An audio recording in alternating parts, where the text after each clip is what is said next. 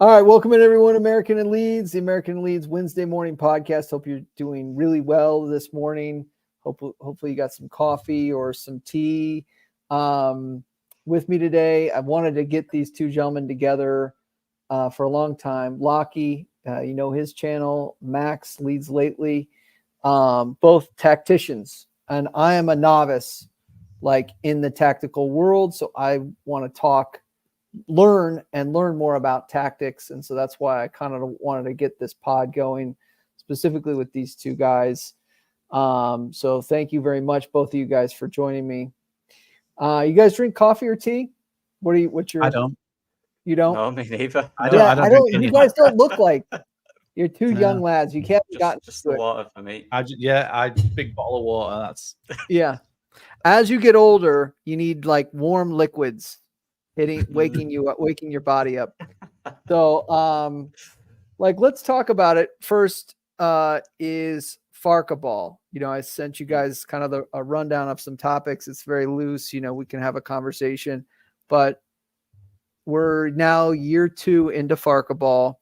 It's hard to describe, really.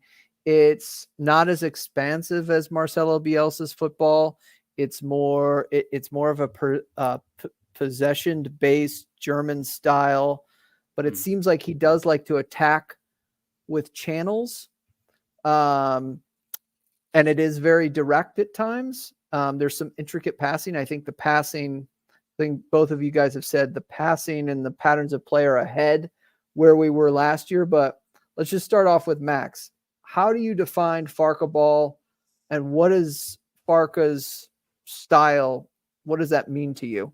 Yeah, well, for me, it's not as unique as what we had with Bielsa. Bielsa only, you could say, has been replicated similarly a few times with Guardiola and Pochettino. With Daniel Farke, it's not a cookie cutter situation with the tactics, but there are a lot of teams who play a 4-2-3-1 and kind of play in a similar way, in that they want their fullbacks to be part of the attack. So your defenders are essentially your attackers in that aspect, and therefore you don't have necessarily the best defensive right back and left back in the world. But it, like you say, it's possession based. It's not necessarily as pressing as I thought it might be. There's not as much intensity at the front of the pitch in the first season, certainly, to what I thought there would be under Daniel Farke. But I think in pre-season we saw a lot higher pressing and a lot more intense. And I wonder if he's going to bring that into it this season and try to fully impart his philosophy, because I think that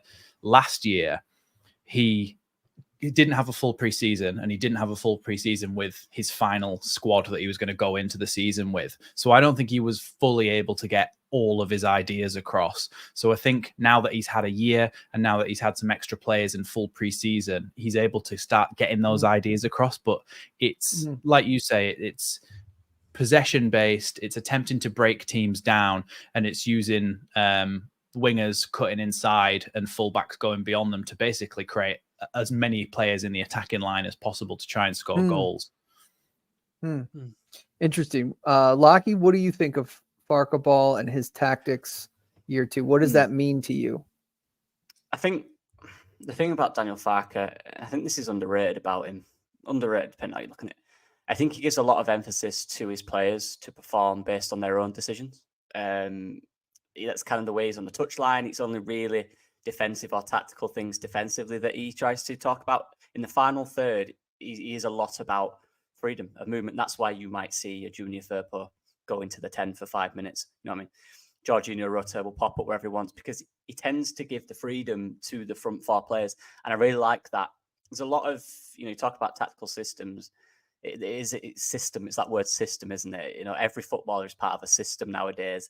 And I think it's refreshing to have that freedom of a role. I like that. I think, of course, though, you need the profile of player who also enjoys that freedom.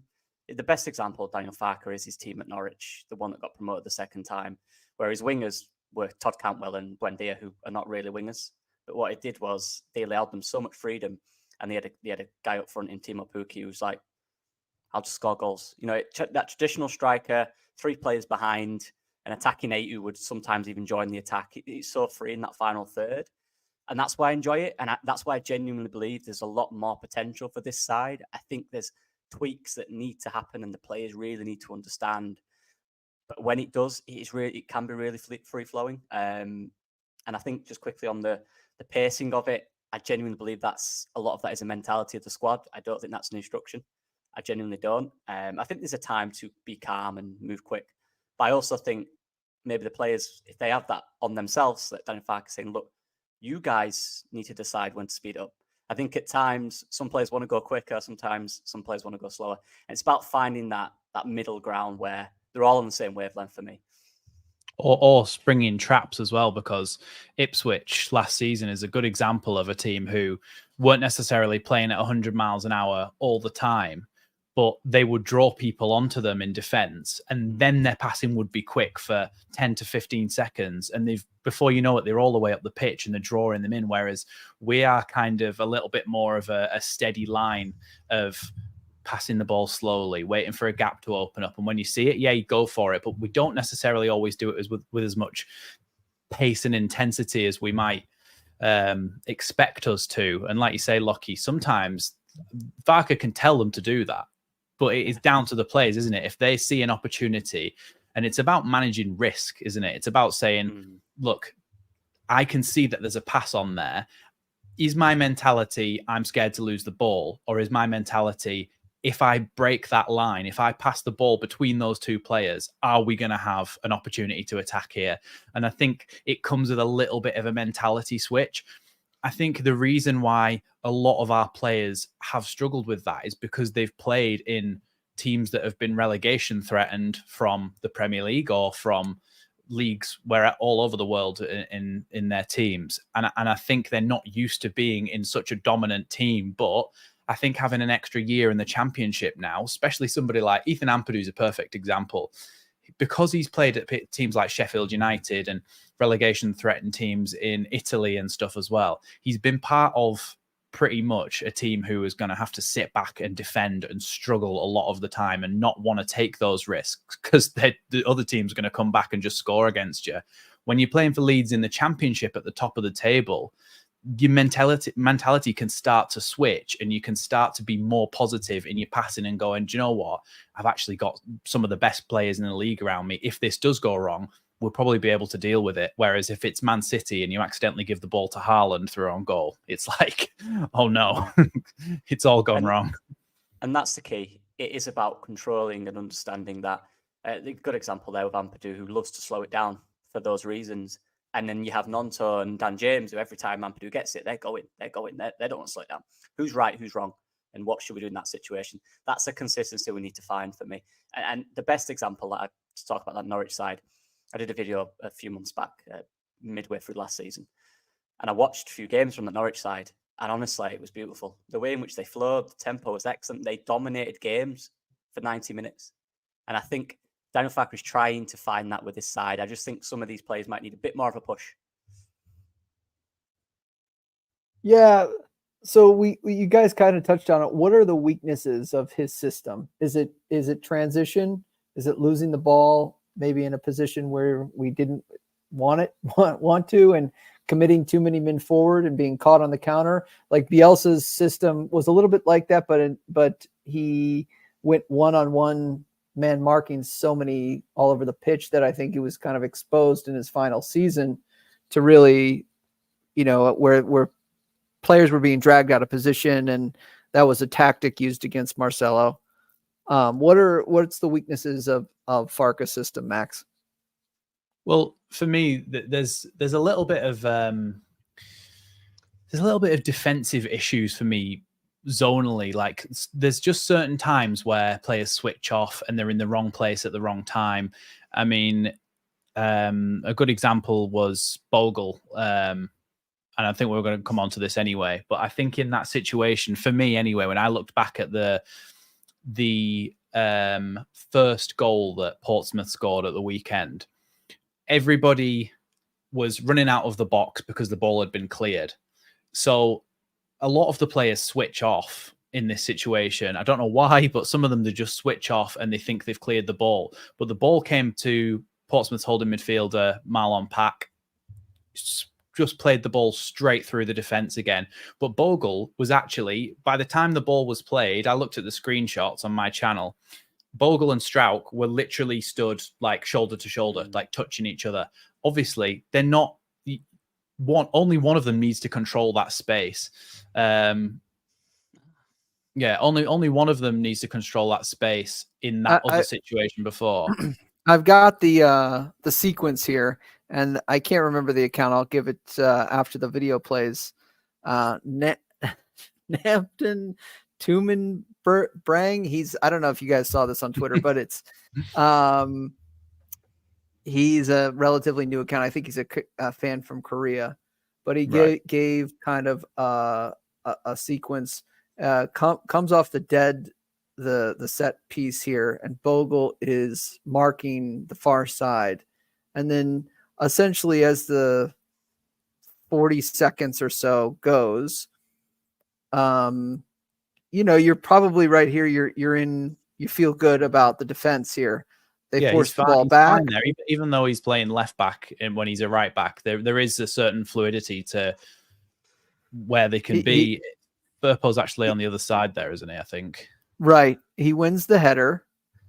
And he puts the ball back into the middle of the pitch. Now you're in danger here. You're unbalanced a little bit. Dan James puts the rocket up his rear end and gets into position to defend. And here you're feeling good about the defense really here. I mean, it looks pretty solid. Jaden is still on the far side of that pitch. Good. I think this is good forcing the ball out. Ethan Ampadu is the next person to get a touch, and he puts it back into the center of the park. And then we're unbalanced again. Bogle is, like you said, switched off. Yeah, so that's the moment for me. This is actually down to opinion, I think. But I think that as soon as that ball went outwards, Bogle should have gone across the line to pick up his normal position, or at least given a shout to Jorginho and Dan James, who maybe both should be a little bit more aware of it, but they're not defenders. That's not necessarily in their sort of repertoire to be always switched on to things like that. Perhaps they should do better, but I just thought personally that if that position there, Bogle, if he just starts to come behind Pascal Strauch as Pascal Strauch goes to the edge of the box in a straight line, if Bogle just comes behind him, and even if he gets halfway towards that defender, that attacker, I always say that, even if he gets halfway towards that attacker, he gives himself so much more of an opportunity to stop the goal. Because you can see if you press play when it goes back to the striker,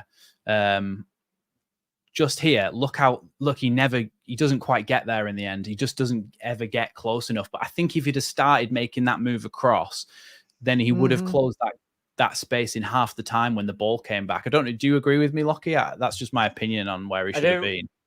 Yeah, but for me, go right to the start, Alex. I've got issues at the start for me, I think, right at the start of the clip. I think that's one. Right, already. Just pause it when it goes out. Yeah, pause it there a sec. So we actually do all right to counter this. I like this, but instantly, straight away, it's 4v2 out there wide. I don't like that. It's 4v2. We've got to be careful. Now, them two on the edge of the box, I think it's Gruev and Joseph comes out, doesn't he? That's all right. But if you're this team that's doing that quickly, you're not prepared, look at everyone's pointing at each other. If they go now, it's 4v2 out there and you're in trouble. There's 8v4 in the box. You don't need 8v4, maybe 4v6, 7 at most. But like I said, we come out all right and we do block it off. But you see that guy made that, the guy on, just go back a little bit. Just a little bit more. That guy, tad back. Yeah, the guy on Nonto, watch his run. If they're quick, they can go through now. Yeah. That's not good. I don't like that. Initially, we were 8v4 in the box. You don't need 8v4 in the box. That's crazy. But if keep going, so this is the next part for me. We do all right here, to be fair. They do well. They block all the lines off. Good. But now, pause it there. This is an issue. If we're pressing, that's perfect. If we're pressing here, which Nonto is, the line needs to be so much higher. There is so much space. Yeah. That isn't a press. Look how much depth we've got. The entire team needs to get up. It's either everyone or no one. Exactly. So if they've gone, even if you've played amateur football at any level, if you've tried to press on your own and run towards an attacker, run towards a defender to try and win the ball off them, you sprint at them, you realize that no one's with you, and they just pass it around you, and you look like a right idiot. That is essentially what can happen if your whole team doesn't come up at the same time, because your defense is staying back but your attack is going forward. So essentially you're stretching out the distance between your attack and your defense. And then your midfielders are like, whoa, hold on a second, and they can just get played round so easily.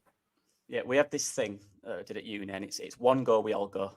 So if one's going, which I don't know has gone, you all go. And it's called 1 yard mentality. Don't stop 1 yard in front of them. A lot of pressers think they pressed them, they stop in front of them. You've got to go through it. Do you know what I mean? You've got to commit fully. If it's a foul, it's a foul. That's a press. Mateo Jose, if he has to anticipate, he's got to really drive to that centre back, and then the rest of the team gets high. But the rest of the team, look, they're not even in the picture. If them two press that bit successfully there, then that long ball doesn't happen. And then we're in a good shape. Continue playing for a sec. Now here, go straight to that to the keeper. Look, now we're not pressing. And then just pause it there. Look how deep we are. We could be 5 yards up and there's 3 of them offside. It's way too deep. Way too deep for me. I did not like that at all. And then the other phase now, when he wins the ball, here, Bogle heads it. Because we press so high, look at the space in midfield. You see that? Where Rutter's just getting back from we're pressing high, that's the space in midfield there, that gap. If 2 of them are pressing, we've all got to push up. We were too deep. That was the issue. And then there's one more bit. Just keep going here. Dan James does well to recover. Pause it there. Now, it's earlier. It's got to be like, just go 2-3 seconds back. A little bit more. Here. This is where the defenders have to move. Now. This is where we step. This is where we step. You step, 2 of them are offside straight away. We've got to be because Bogle, as well as being potentially in the wrong position there, Bogle actually plays them all onside as well. I don't know if you're able to get the exact right pause, but as the ball comes back into the box, Bogle is the deepest player out of all of them. Just a few more frames there. If Bogle gets out to the edge of the box, he's offside, and it's not a goal. It's about being switched on. It's about coming out with the line.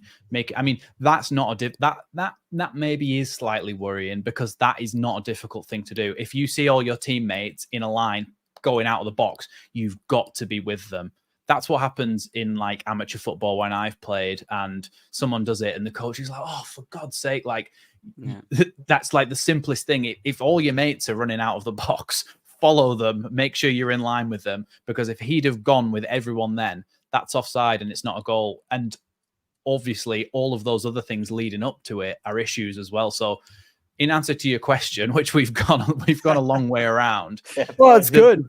The problems with Daniel Farke's system is potentially some of the defensive structure. And I don't know if this is the way they've been coached to play, whether they're not following instructions or whether the coaching's not quite good enough defensively.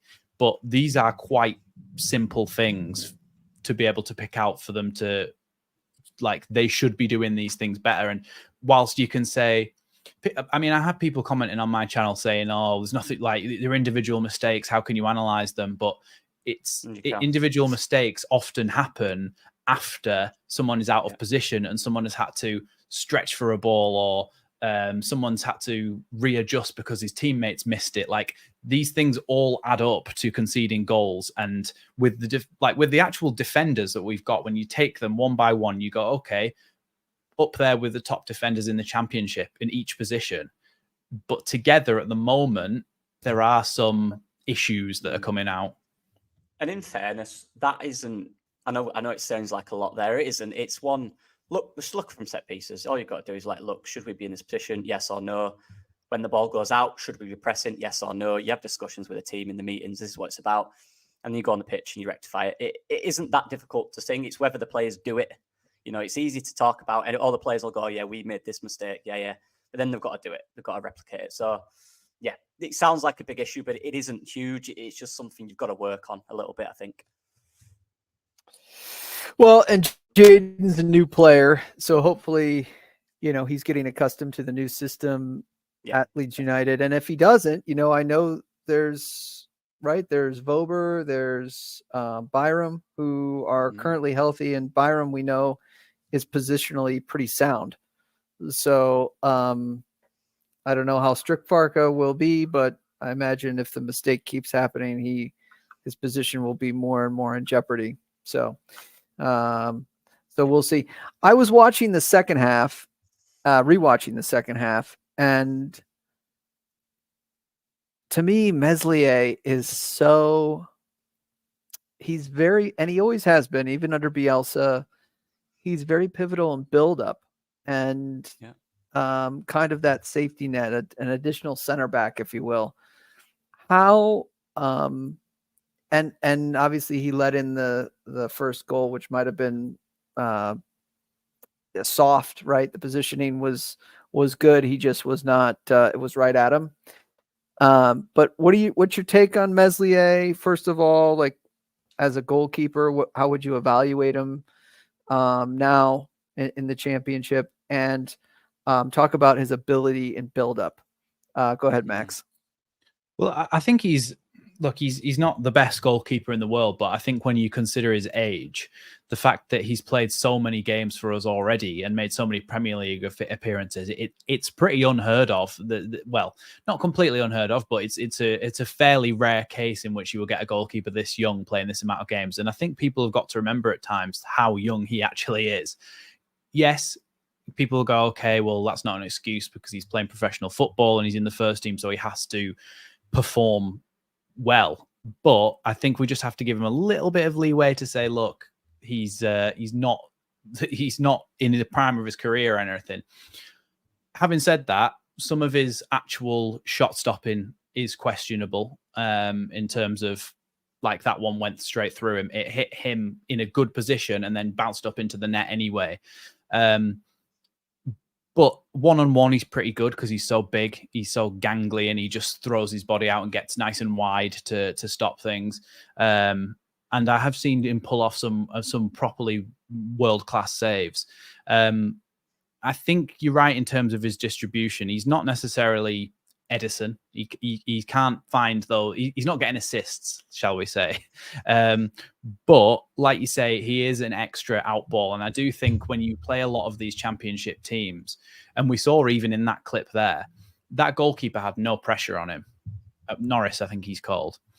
And he played the ball back to him. He could have taken a touch, could have had a look up, and he maybe could have clipped a ball to the fullback or passed it, but he just leathered it long. Yes, it was aimed at someone, but you don't really see that very much from Meslier. You see him look up, you see him calmly have a look from side to side, who's the best option, and you find a pass, and it just gives that defense a little bit more calmness in who they can pass the ball back to. In the games that Darlow has played, he's tried to do that, but you can tell he's not as comfortable on the ball as that. But you see every now and again, Meslier will like Cruyff turn an attacker or something, and you'll just go, oh no, but that was quite cool. But yeah, I don't think he's necessarily the best distributor in the world, but I do think it is helpful for him to be there as almost like a fallback to say, we're going to pass the ball back to him, but that doesn't mean that our attacking moves over and we're going to send it as long as possible. We can carry on with this. I think people tend to get frustrated at him for not passing the ball quickly enough or not trying to release people when there's opportunities to go long, but he's not necessarily the person who should be. And we're talking about the person who plays that quick pass to start off an attacking move. He's not necessarily that guy, so it doesn't really matter that he's slow on the ball. As long as he finds a teammate, it's not very often he gives the ball away in those situations. So I'm happy with having Meslier as our goalkeeper. I don't think that's the issue. I think it's what we were talking about in the previous segment of trying to limit the amount of shots he faces. And some of those shots in that game should never have got anywhere near even being allowed to go through anyway. And so, yes, he might miss some, but if we limit the amount of shots he faces, you're always going to do better. Yeah, I think Locky, evaluate Meslier. Yeah, for me, it's just inconsistent. I don't think he's. We do this to a lot of our players. Everyone's doing it to Bogle, acting like he's the worst right back in the world. Like, he could have had 2 assists in that game. You know, come on, let's be rational. You know what I mean? It was a bad mistake. He should have saved it. Obviously, any keeper will tell you. Look, he'll tell you he should have saved it. It's a good angle. His position's decent. He's got a decent space between there. It feels like he underestimates how long his arms are. I genuinely think that's because he always seems to kind of hit inside of his arm, not his. You know what I mean? It's really weird. But he does need to fix that because it does cause goals. But there's a lot of upside to Meslier, and again, we rely on him a lot in terms of when we play the ball out from the back. Most goal kicks, he starts the attack. We come back to him a lot. He dictates which side the ball goes out. If he's hesitating on the ball, that's because there's no movement in front of him. That's not his fault. He's waiting for an option. If there's no option, he's going to hesitate. You know, he's going to kick out a play. Because at training, you go through repetitions of there's an option there, you will give it to him. If there's no option, Meslier's going, well, what am I doing? Who am I giving it to? You know, I'll kick it out. What other option is there? But yeah, I agree with Max. He's very good one-on-one. Very good one-on-one. I think he's one of the best in the league one-on-one. Shot stopping, he is inconsistent. I think confidence has a lot of that. I think making him part of that leadership group is Farke's way of trying to find that leader within him. Will that work or not? I'm not sure. But he's not the captain. He's second or third, isn't he? Which I think is good.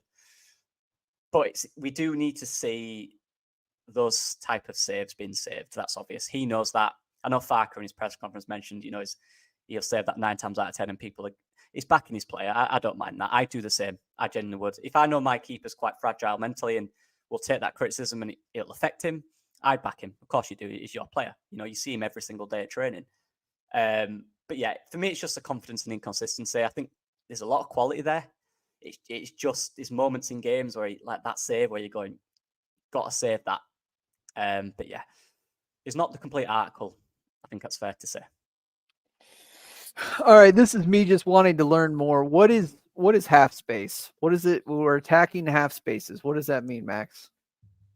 Well, so the perfect example of it was when Jorginho ran through on goal in probably the 3rd minute, or it might have even been earlier than that. You know, the one when Nonto hit the bar? It's that space between the centre back and the full back. So if you imagine that you're cutting the pitch into segments, it's not the wing, it's the segment inside that. So from the edge of the box to the edge of the semicircle on the box, if you get what I mean. So it's that space between the right back and the centre back and between the left back and the centre back. And Jorginho ran perfectly into it to cut that ball across.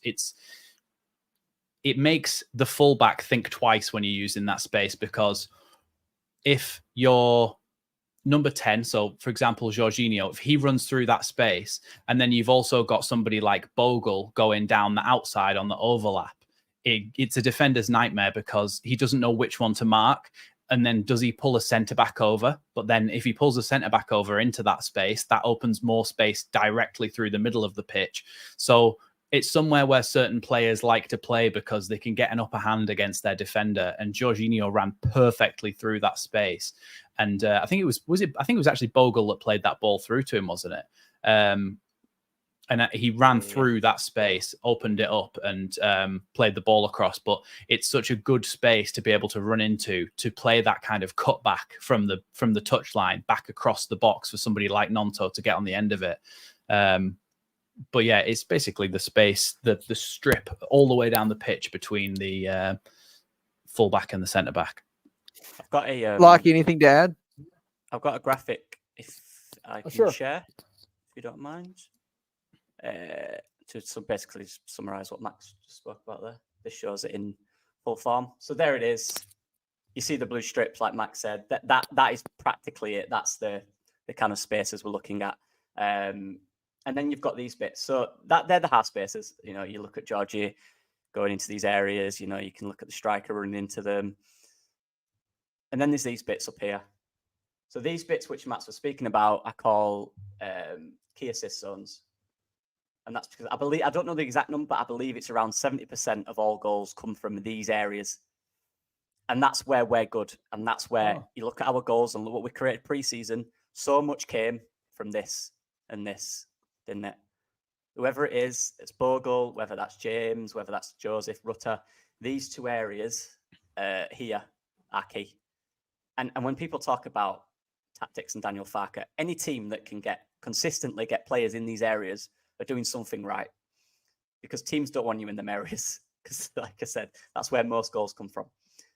So they talk about tactics and all that stuff, but if you're getting into these key assist zones here, which is just between, in and around that box, just on the outside, you're doing something well. And we do that a lot. And that's where, in that first 10 minutes, what we saw, there was so much movement in these areas, wasn't there? So much, whether that was Dan James getting in there, whether that was Jorginho Rutter finding himself in there, Bogle really going wide and getting into this cutbacks and all that stuff.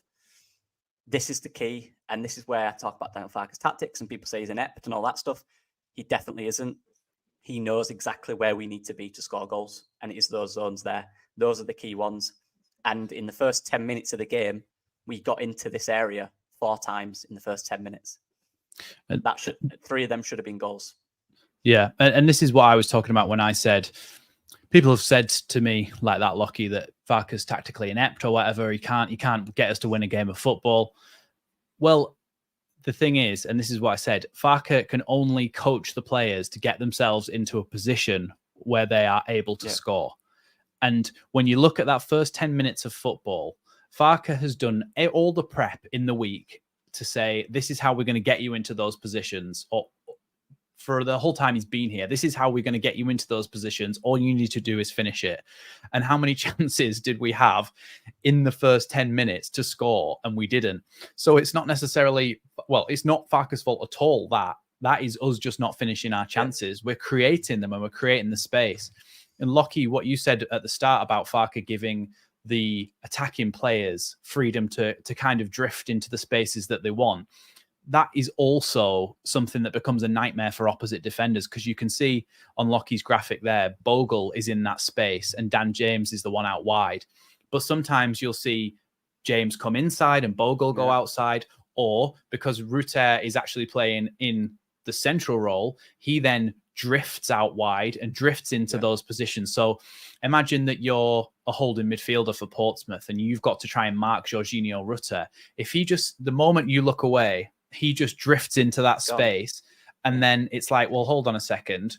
If I go with him, there's a big gap in front of the goal here. If I stay, then he's a free man. So it just gives them so many issues. And that is what I like about all the rotations that we do as well, because a player will go, okay, Rutter is my man. But 5 minutes later, he's going, hold on, where the hell is Rutter? Now Dan James is on me. Now Nonto's on me. And they've got to adapt to different types of players, which is just a nightmare because you've got to learn how to defend against them. Yeah. And Max is right. And that's it. Like, there's this thing that I got told by coaches, as an analyst, you want to analyze every second, every bit of a game. It's called paralysis by analysis. It's where you're doing too much, where you're not actually getting to the point. The point of this game, and my coach would have told me this from uni, he would have said to me, if he watches this, he'll find this funny. You're doing too much. We should have won that game in the first 10 minutes. We created more chances in that game in the first 10 minutes to win any game of football. We didn't score. We should have scored. We need to be clinical. On the other end, we made 3 mistakes. Look, there's things we can touch upon. At the end of the day, we did more than enough to win the game of football, and we didn't do it. And that's what we'll work on. Do you know what I mean? So look, I love, like I said, I love tactics. I love doing it all. But at the end of the day, sometimes where I'm going on this, I'll get told, no, we should have won. The facts are there. Joseph had a chance. Who else had a chance? Everyone. Rutter had a chance. Nonto hit the bar. Ampadu hit the bar. Furpush should have scored. So many chances. And that's the thing about football. It's great when you talk about these tactics, but at the end of the day, it is that old cliche of you should have scored in that end and you made some terrible mistakes that end, and that's why you didn't win the game. And you look at all our goals, they were predominantly individual mistakes, not clearing it properly. The penalty was terrible, didn't have to do that. Not getting out quick. These are basic things. It's not that deep, in my opinion, just yet. If this carries on for 7, 8, 9 games and it's the same stuff happening, then there's a serious conversation about what is going on here. Where's the information? Why is it not being put on the players? But right now, it's just, it's fine at this point for me, to be honest. Well, we're over the 30-minute mark. I got one more question. I've got several more questions for you guys, but I'm going to just narrow it down to one question because I'm just kind of curious. And I'm not a huge fan, but I want this player to do well. Brendan Aaronson. What did you see from him? What do you believe his ceiling is? Can he fight for a position in the, I don't think he should start right now, but can he push maybe a Dan James, or I don't think he'll push Willie, but maybe he could push Willie Nanto.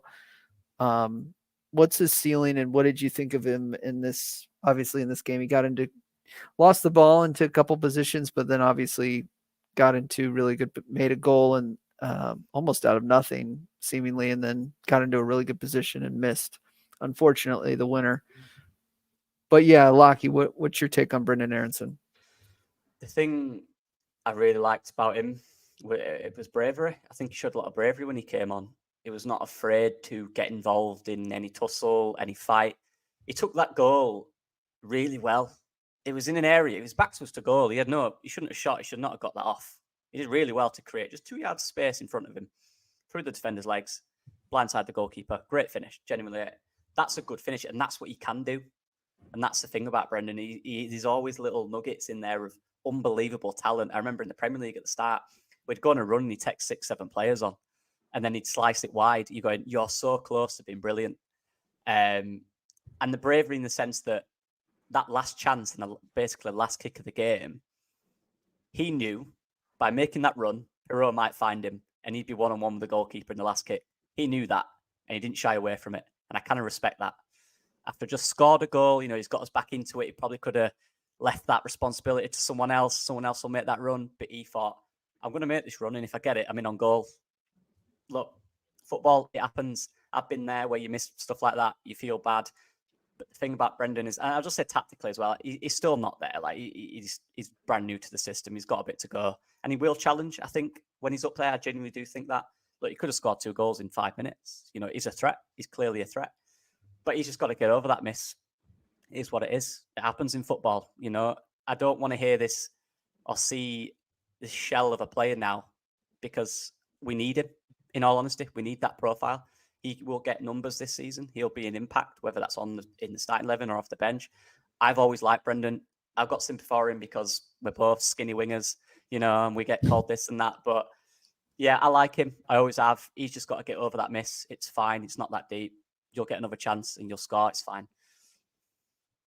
Go ahead, Max. Yeah, I agree. I think he's got a high ceiling, and I think, again, sometimes people tend to forget that he's still so young. He's not an old player. He's not in his prime yet. And I do think that, like Locky says, I think he is pretty brave getting in those positions and trying to open up defenses. He looked like when he came on, he wanted to impact the game. He wanted to do something. And whilst I think maybe there was a little bit of an arrogance about him when he came to Leeds, when we got relegated, because I think he thought that he deserved to be playing Champions League football. And I think that's due to the fact, and I was actually talking about this on my stream, ironically, just before he scored. So I wasn't slagging him off, but I was basically saying that sometimes I think players could come from a team who are in not an obscure league, but a sort of lesser league than maybe a Premier League or a La Liga. So, for example, RB Salzburg, or you might get a Belgian player from Genk or Ghent, and they have been playing Champions League football, but that's because they are the big fish in a small pond in their country. Yeah. And then I think when they come to a team like Leeds or whatever, and we get relegated to the Championship, they're kind of like, oh, I deserve Champions League football. And I think you've got to earn that. It's not like you've been playing Champions League football for Real Madrid or Manchester City or one of those big dogs. It's like you have been playing for Salzburg, who go out in the groups every single time. So I think there was like a level of arrogance. Having said that, I think him coming into the Championship, this can actually work for him, having a little bit of an ego, having a little bit of a level of arrogance, going, do you know what? I'm better than this guy in front of me. I'm going to beat him. Yeah.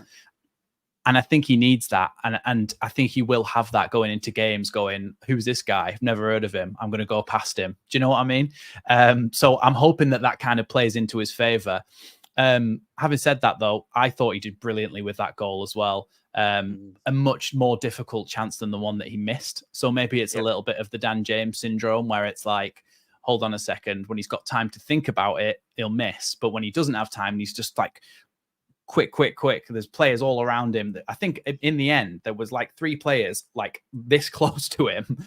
And I was like, oh my God, the ball's just gone in the net. Like, how did he even squeeze that through? But I do think he also is a player, like we were talking about before. I think he's a player who could be very good in the half spaces, especially the runs that players make from outside to in to those half spaces. You saw Nonto's goal actually came from that. That is what he did. He came out from the left-hand side, he cut inside to the half space, and then was able to give the goalkeeper the eyes and put it in the bottom corner. I think Aaronson's got that in the locker. I think Aaronson is the type of player who can start wide and drift inside and pick up those positions in that, like, in that channel. I think he'll be good at that. But yeah, I think there's a lot to come from him this season. Similar type of move as Cree did with the Nanto goal. Cree sometimes went top corner or curled one in, and that's instantly what it reminded me of. As soon as he cut in like that, you're kind of expecting him to curl it into the top corner, but he's like, okay, I'm going to do the opposite, and then went in the bottom corner on the other side, and I think that's what threw everyone off. And we've got to remember that's what Nanto did in the Prem. That's the move he did a few years ago when we got him. That's what he did. So you still got it for that, Max, Locky, thank you so much. You can find Locky on his Twitter at Locky1126, and his channel. I just know you as Locky. I don't know what your channel is. I don't know what it's officially called. Do you have a name for it? I can't remember. Locky Leeds, mate. Locky Leeds. Yeah, I just type in Locky and it pops up. But Ben Locky, Max from Leeds Lately. He's at Leeds Lately on his socials as well as the YouTube. And thank you, gentlemen, so much for taking the time. Let's do this again. Yeah, let's do it again. Yeah. I think it's a great conversation. Thanks for educating me so much. Because these boys know the tactics. If you want to follow tactics, follow them. And march on to get Leeds. Catch you guys next time. Peace. All right, boys. Thank you so much.